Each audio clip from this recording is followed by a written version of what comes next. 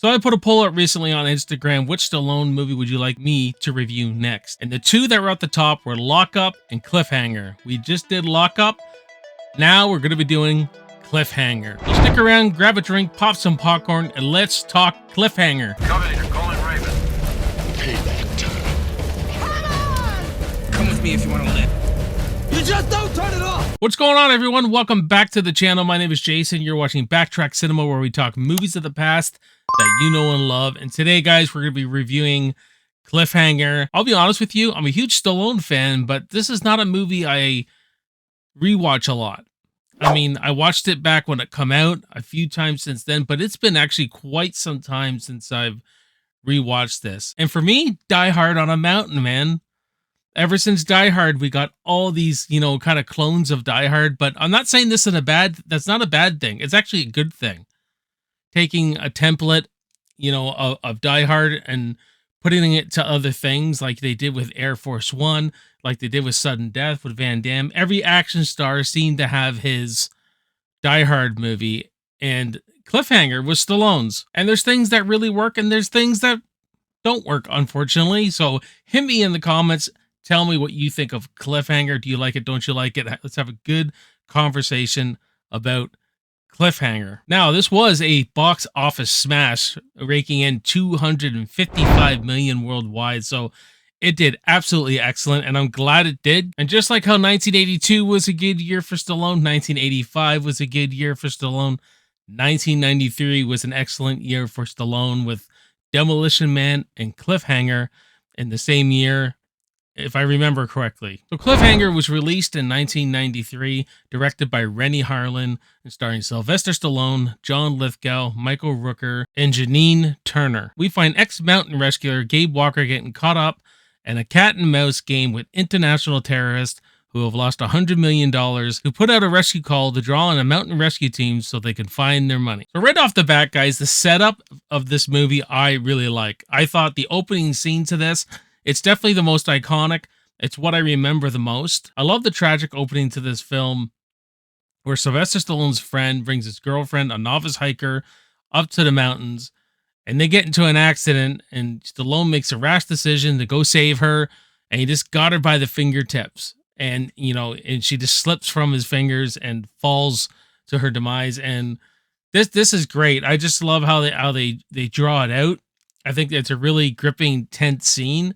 And just imagine seeing, seeing someone as a friend, looking into their eyes, looking for you for help, and you just they let go, they slip. This sets off Stallone's character arc, where he takes a really long extended leave, and it affects everything around him. The relationship with his best friend, the relationship with his wife. He's defeated, he's depleted. He just doesn't have the confidence anymore of him doing his job up there no more. So he's a man who really has to face the mountain to get over this, but he's just not ready for that yet, until his wife needs him to go up there because they get this distress call, which ends up being the terrorist.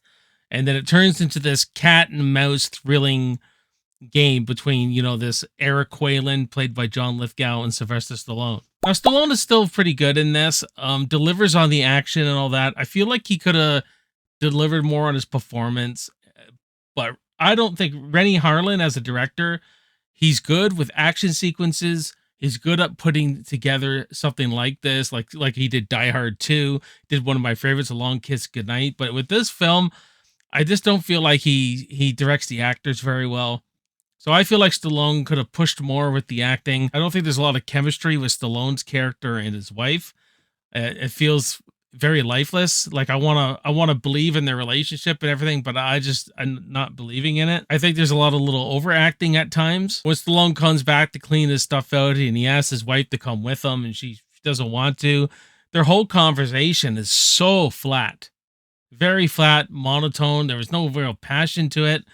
And I just wasn't digging that vibe. So looking back at this movie, I often thought, like, why don't I watch Cliffhanger more? And I'm just not very big on Stallone's character in this. I think he's got far better characters that he's done in his career. But as far as the action, when he's in the action, I absolutely love it.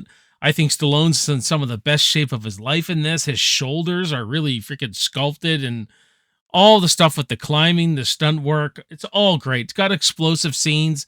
It's got tense scenes. I really enjoy it. That one scene where they're running across the side of the cliff. Stallone delivers what he has to deliver in this film, I believe. I did find myself a lot having to suspend disbelief, like when they're freezing in this cave and he's burning all the money to stay warm. That shit's not going to keep you warm overnight. Let's face it, right? And when he gets hypothermia, he gets caught under the ice and he comes back up. Then the next scene, he's all warm and everything like that. I was like, okay, this dude would be freezing. It would take a lot longer than that, but I get it to speed the movie up. I understand that. And the character of John Lithgow, he's great as Eric Quaylen. He's a great bad guy. He's ruthless. This man just cares about one thing, and that is greed. Greed, money, power. That's all he wants. There's the one scene where John Lithgow kills his other half.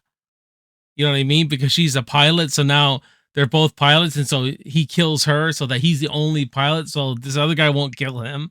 And he's just ruthless about it. I mean, this is someone that you clearly see that they're in a relationship of some kind, but greed trumps over everything. And it was just like, man, this dude is just ruthless. So I really like him in this. I just really feel like the character work wasn't handled really well. There should have been a lot more resolve done. I mean, when this movie ends, it just ends and there's the credits. You don't see Stallone and his best friend really coming together at the end. You don't really see a whole lot of resolve between Stallone and his wife. And I just feel like there should have been, after the credits, there should have been something. Now, his friend, played by Michael Rooker, is trying to save him through this by, warning him before the terrorists can get him and stuff like that. But I just felt it needed more, a little bit more character work. I mean, the thing with the comparables, the thing with Die Hard, what made Die Hard so good is that there was a lot of character work in it between John McClane and his wife, and there was a resolve there.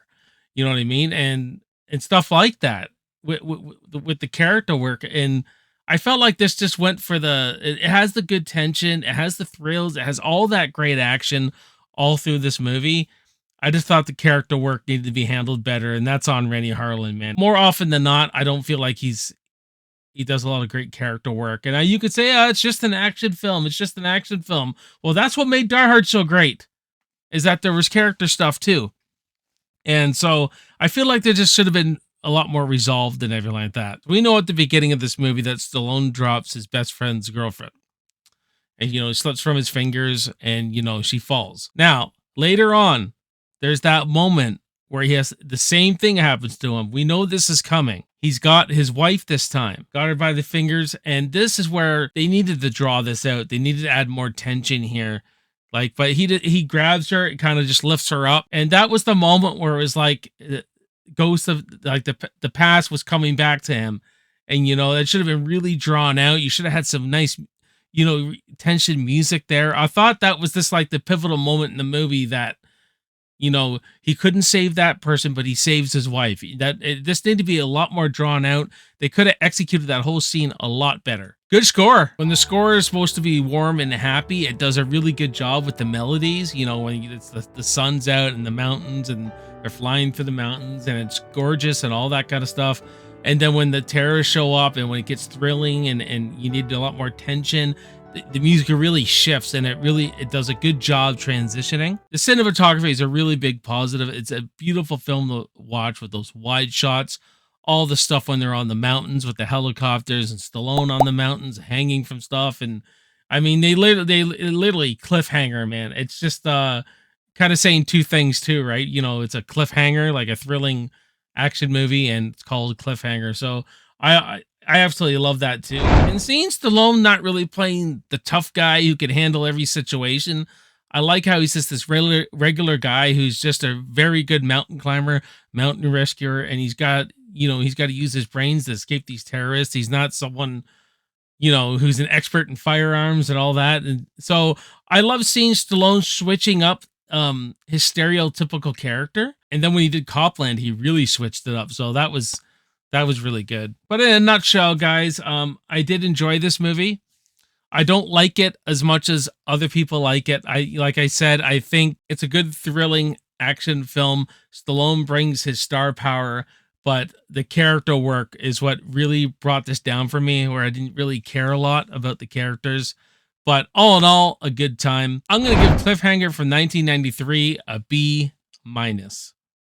But what about you guys? Let me know in the comments what you think of Cliffhanger. Do you like it? Don't you like it? Let's have a good conversation about Cliffhanger. So if you're into Stallone reviews, then check out the end card at the end. I'll put some more Stallone reviews up for you. You can click on that.